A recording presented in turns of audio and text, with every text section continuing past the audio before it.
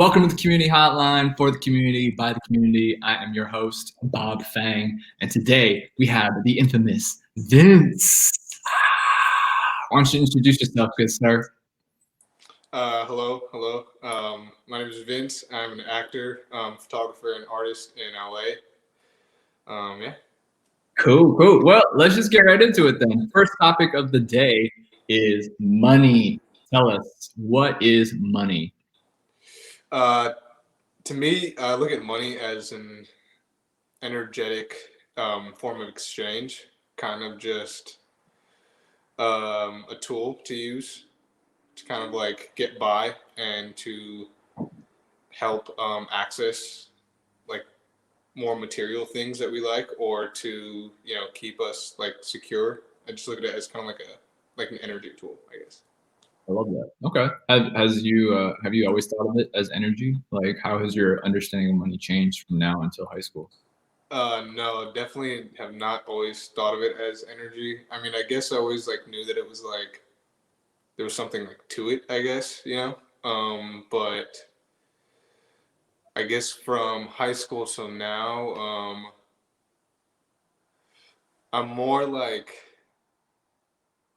I guess, protective of the way that I use my money and the way I like go about things. I don't just splurge on things to splurge. Don't just like use my money up just to use it up.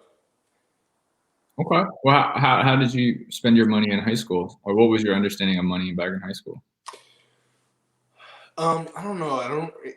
I wouldn't even know if I like could say like even understood what money was in high school. I would say that What do you mean by that?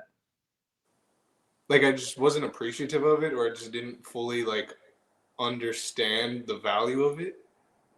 Not that it's like anything to put on a pedestal, but I just think that it was definitely like overlooked, and I guess it was more on a pedestal in high school, and I just like didn't see like how good, but how like easygoing it is and it Mm, can be. okay. What did you spend most of your money on in high school? Okay, so I guess I don't know. I want to say food. Like I think that I didn't have a job in high school or anything. I mean, I did for a bit, but it was always just like lunch. I had off campus lunch, so I would always like we would always like go somewhere to like eat. And then after school, the same thing, food. That's all I can really think of mainly. No, it makes sense. It makes sense. What about where did you when did the idea of money and energy come from then? I want to say in like 2000, like 14, 15-ish, I kind of just like really realized that it was more of just a means of exchange, and it's kind of like um, that it's just like a number. Okay. You got any money tips, financial tips for the kids? Well, I guess for me, like I would always like I didn't grow up with like the most money, and I didn't grow up like having like every single thing that I wanted. And I think that I always, whenever I had money, I would always try to like use it and like gain something from it, or like just get more out of it, I guess. And I guess a tip I would say would just to be like enjoy having it and understand that you don't always need to like spend your money. Not necessarily that you have to be saving, but that get into the idea and get into the comfort zone of having your money, and get into the comfort zone of growing your money. And What are some like big purchases you wasted your money on, or what are some things you feel like you spent your money on that you're like, dang, I should not have done that? oh, I don't know.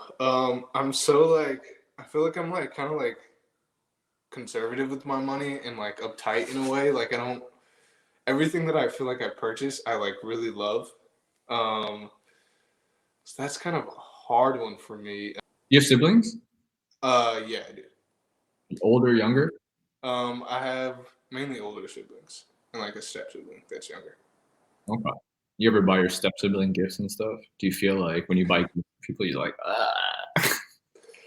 No. Okay, I have a good answer now. I think that where I've like messed up on money is trying to impress other people and like thinking that I need to like do something just for others.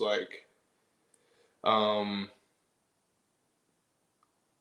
like going out of my way to appease somebody and like using a lot of money to do that and being okay with that, but then after like said event is done, realizing that I didn't really get anything out of it and I kind of just did it to like be there for a friend when you don't always have to say yes, I guess. Are you thinking of someone specific in your head right now? You Yeah. got a personal story. Give us the situation, how it happened. Okay, so You can this change was names if you want. huh? You can change their names if you want. I guess I just won't even mention their name, but I guess this happened kind of more recent. I wanted to like go on a camping trip, and I a friend ended up asking me like if I wanted to go to Yosemite, and I was kind of just like, I'm down, because I was thinking about like going on a camping trip. Um, but then it was for like um, her boyfriend's birthday, and I just like in my mind I was kind of like there was like a voice that was like, "What are you doing?"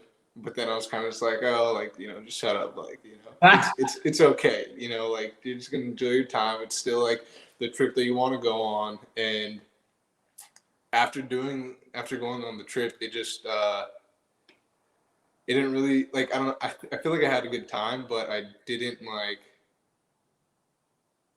didn't spend my money how I like should have. Like with all the amount of money that I spent going on the trip, I could have done something by myself, or I could have done something with people that I was like more closer with, rather than like kind of like going on a trip with a friend for their other friend. Mhm. And yeah, I just feel like I just gave myself away and didn't really like understand that like the trip is still available. I just don't have like I don't always have to say yes to things, and I don't always have to like go on things just to like you know bring happiness to a friend, I guess. I get it. I'm sure tons of people experience that. The trouble of saying no. Yeah. It's like a spark right there. Well, I like that. All right. Well, let's move on to the second topic of the day, which is education.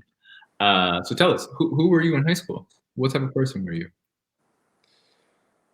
What high In high school, I was like an outgoing person. I think I was way more outgoing than I am now, which is very like weird to me. Because I after high school I realized I was more of an introvert, but I was a person that I like joined a lot of things, like a lot of extracurriculars. Did I was in student government for 4 years. I was in a program called like Teacher Academy. I was I like played football for a second. Was even kind of like on baseball. But I joined like a lot of clubs too. I was just like I just kept myself busy as much as possible. With like anything fun, pretty much. Okay. Did you were your siblings like in the same age as you, where you guys went to the high school together at the same time? No, they weren't. My older sibling, actually, one of them ended up going to my high school. So my like younger stepbrother, ended up going to my high school. But my like two older brothers that I grew up with and like lived with my whole life, they went to the same high school, but like 5 or 6 years before I did. Okay. Okay. Got it. Got it. Got it. And then I also have a sister, but she was like out of school, like Okay. really before I had her. Were you like do you and you did you go to college? I took classes at like LACC for a little bit, for like maybe like a couple semesters, but that's about it. Nothing like crazy. Okay. And then what about so you mentioned that you were an actor, so you basically just and where are you originally from? San Francisco. Okay. So like basically after high school you just came down to LA kind Yeah. of pursue acting. Do you like I don't know if you could redo it again, like and then what I guess what would be like the 90-day plan if you were to come down again? You could go back in time and What plan? like a 90-day plan, Oh, like okay. like a 3-month plan. Like if you were to go back in time, or this is mainly for like kids, I guess, who want to come to LA after high school, who don't want to go straight into college. What would you say, like first 90 days, first 3 months, this is what you got to do. Like what would that be? Okay. I would say do your research on where you plan to live, and I would say live in a community that is very accessible to like a lot of like transportation. Or actually, no, I would just say get a car. I didn't have a car when I moved out here, so I was like busing everywhere. In San Francisco, it's like a very like it's a big bus city, and I just thought it was like cool, and I was like, I could do it. But like the bus system is very different, and I would just say straight up like make sure you move here with the car and make sure that you have like a decent amount of like money, I guess. What's decent? What's decent? I would say have like, I mean, if you can have like a few $1,000s. How much did you have coming down? I don't even know. I feel like I maybe had like, I think I had like less than $300. But like I already had paid my like first month's and my like last month's rent, Oh, and I transferred with a job. And like the job that I was working, I started in the summer, so I was only working for 1 month before moving out here, and then luckily enough to be able to transfer with the same job, and so like I saved enough to like pay my rent, but um, I didn't like really have anything, like I had the stuff that I owned, but like that's you don't like that's like clothes and like books, you know, right. and then I like I bought a bed when I was out here. Like those were my first purchases. It was like a bed frame and a bed. There goes your And 100. huh? So there goes your 300. Exactly. Well, that might have I think I had 300 after that.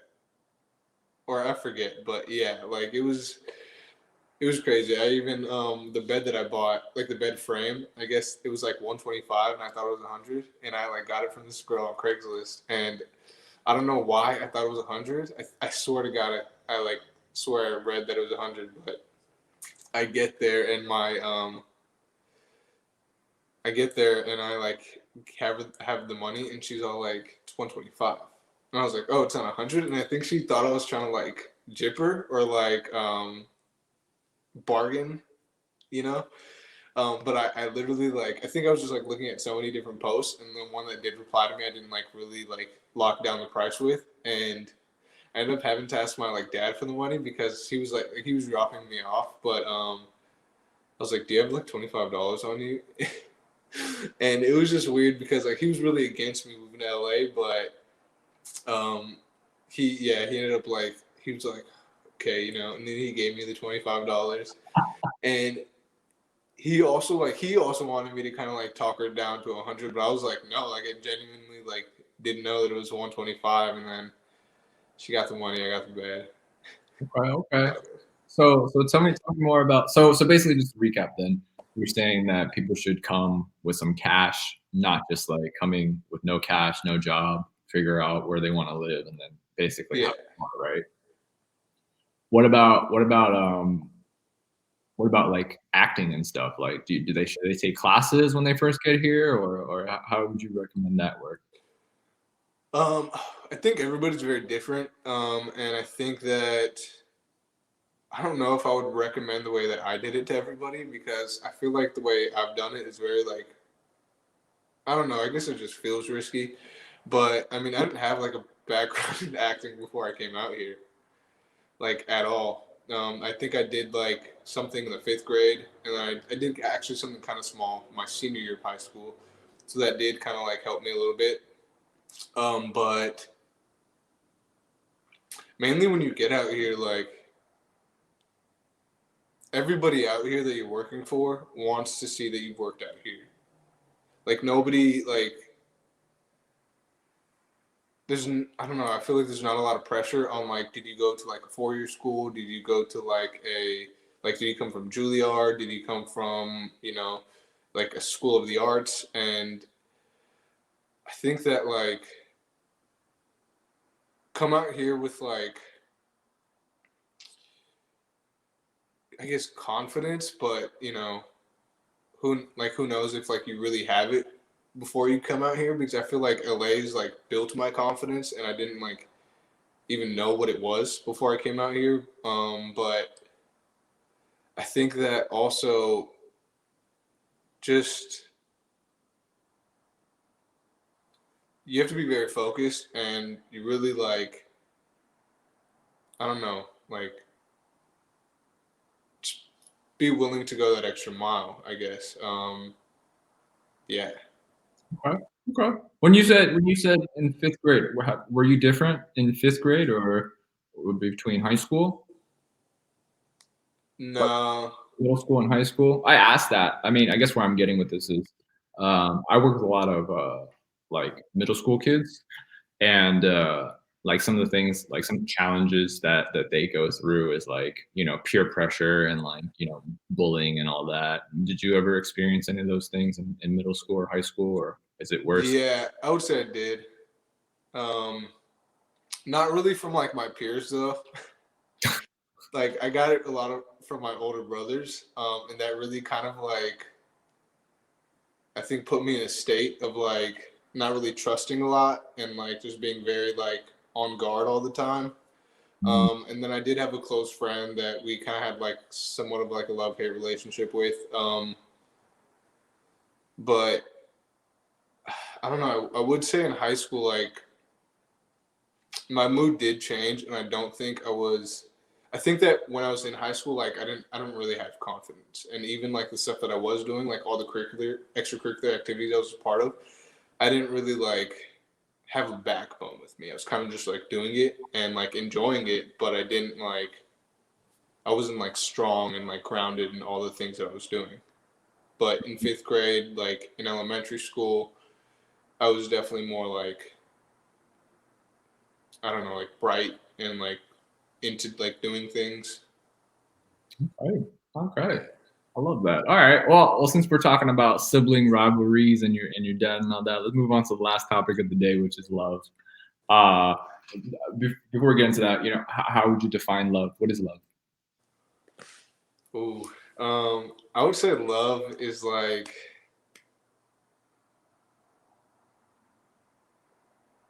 I don't know. I would define it as just like every time I think of love, I think of the word like unconditional. So I think that like in order for something to be like loving, um, I don't know. I feel like yeah, like something has to be unconditional and um, caring and genuine and appreciative. Like those are all these words that I when I think of love. Oh, appreciative, unconditional. I like that. I like that. So let's get back. All right. So you mentioned earlier about your dad not approving you of moving down here. What's your relationship with your dad like? Can you talk a little bit more about that? Now it's different.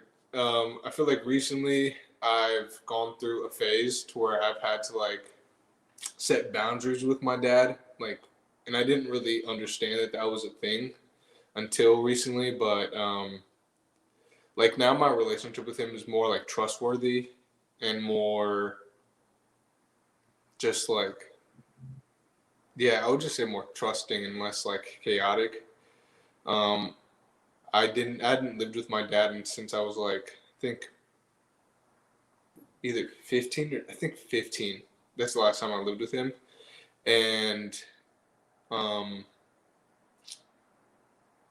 I think like when I moved out here, it was like very scary for him. Like I even like I'll never forget the argument that we had before I moved out here, and he was just like, "Why are you like?" He didn't understand why I was going to LA, and like, but me like I'd been like I'd been thinking about it since I was a kid, you know, like since I was like very young, and I just never like said anything because like I don't know, I felt like it was just so, like you know, you think about things and you don't really like discuss your whole life with every single person that you're with, especially like I don't know, maybe parents. I think it's kind of hard for you to just like tell your parents like what you want to do because I feel like we all know that they have like a set plan for us, you know?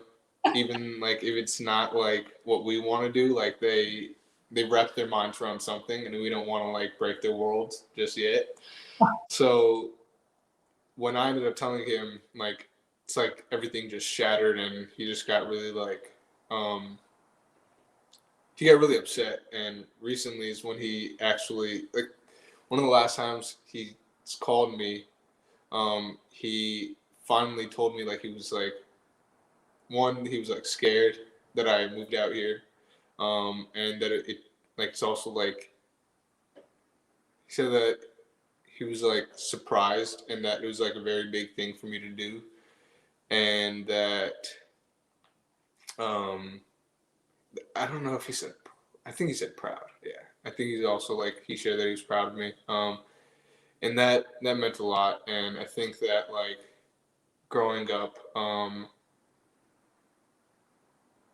he I don't know. I feel like we kind of like would butt heads a lot, and I was like I knew who I was kind of like at a young age, and I really liked being who I was, and I liked everything that I did. I don't think that he like understood a lot of that because a lot of the things that I did was just like you know it was always extracurricular stuff, you know, and it was always like I always did like more than like my brothers. Not that they didn't do any less, but like um, you know, they did football, which is like super great and big.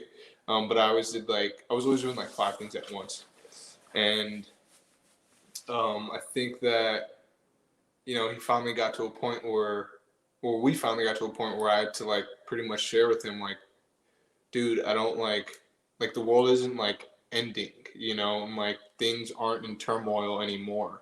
Mm. And they haven't been for a very long time, so we need to kind of like see that and understand that. Like you're okay, I'm okay. Like, what are we stressing about? Why are we always like looking for things to stress on? And like what's so scary about anything that's happening right now? You know.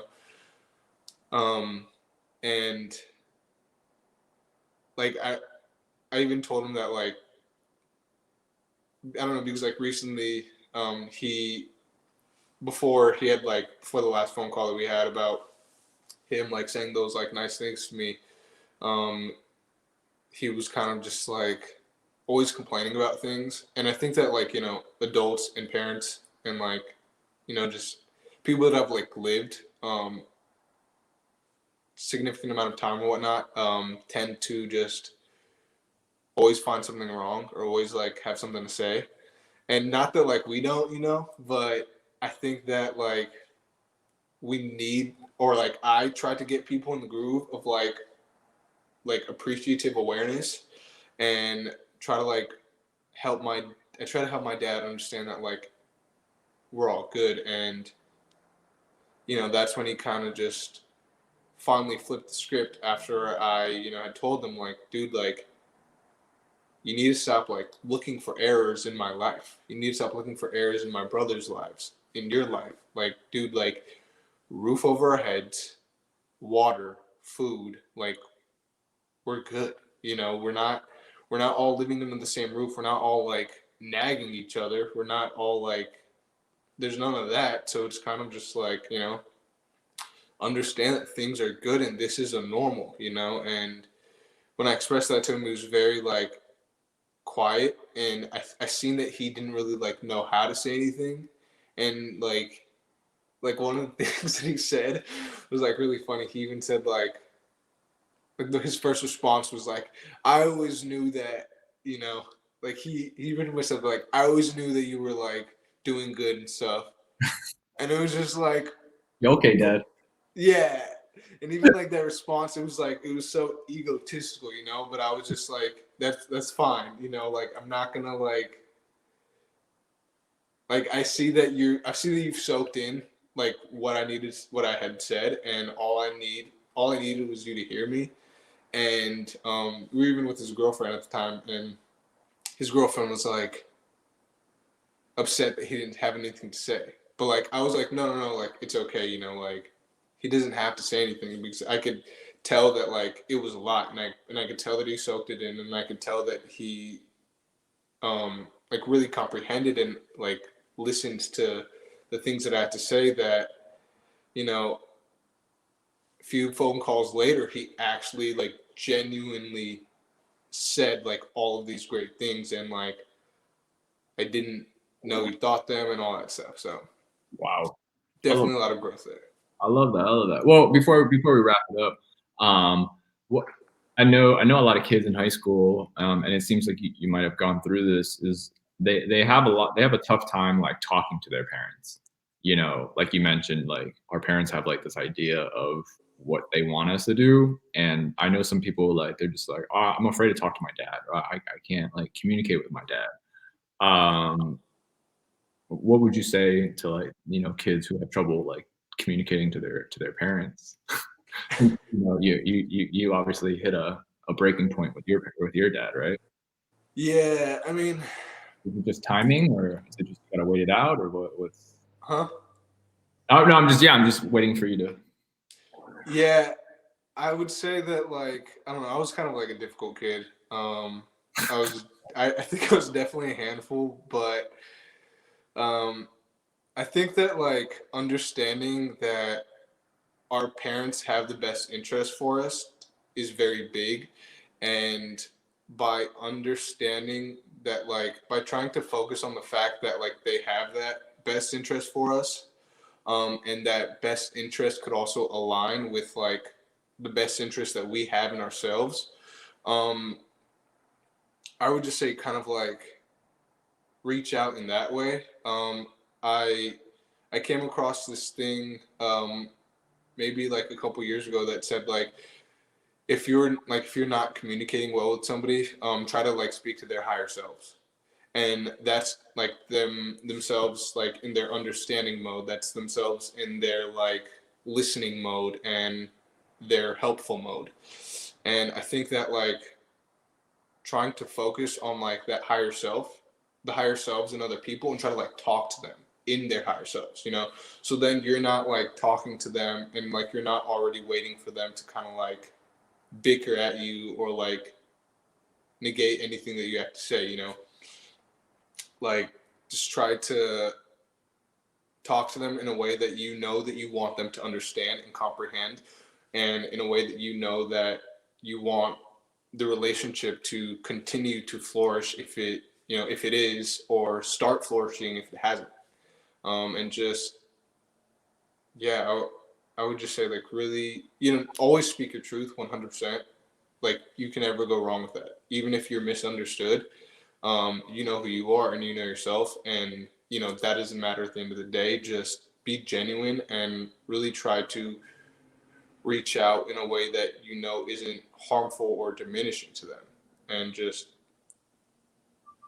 you know everybody, like as a teenager, like we could all say that we've been there, even though it doesn't make sense. And like the more you grow old, you kind of like it's like you're like leaving that stage and entering this other one. But like it's like we've all been there, and we've all like had difficult times with our parents, and just appreciate that they're even there to listen. And like that's why they are there.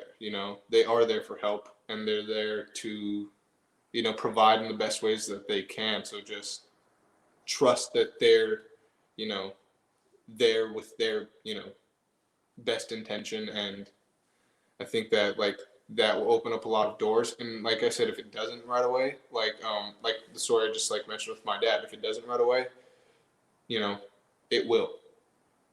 It like seriously will. Like within a month after that whole event recently, like things got better. Obviously, like there's been more than that months, and there's been years, but like you just have to trust and like let go of your authenticity, or like give your authenticity, and like it'll be received. And your parents are like your best friends.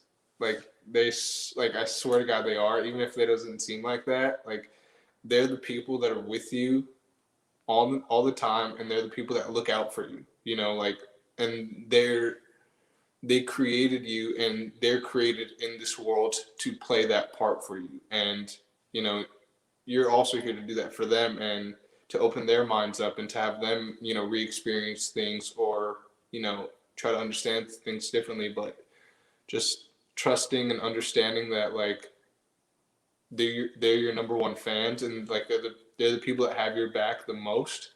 Um, will I think that'll like ease a lot of tension. And yeah. Hey, wow, I love that. Ladies and gentlemen, Vince, Mr. Wise Man, words of wisdom over here. Where can people find On my Instagram, I guess, Vince Korea, at Vince Korea, VinceCorea. I think that. Vince Korea? At Vince Korea. At Vince Korea. At Vince Korea. Before I forget, guys, 88 Real Estate Media is looking for members to join the oversight committee to build the best Kung Fu school in Southern California. Send us a message if you guys want to learn more about that. Other than that, any last words, Vince? No, thank you everybody for watching, and appreciate you for inviting me to this amazing chat. Of course.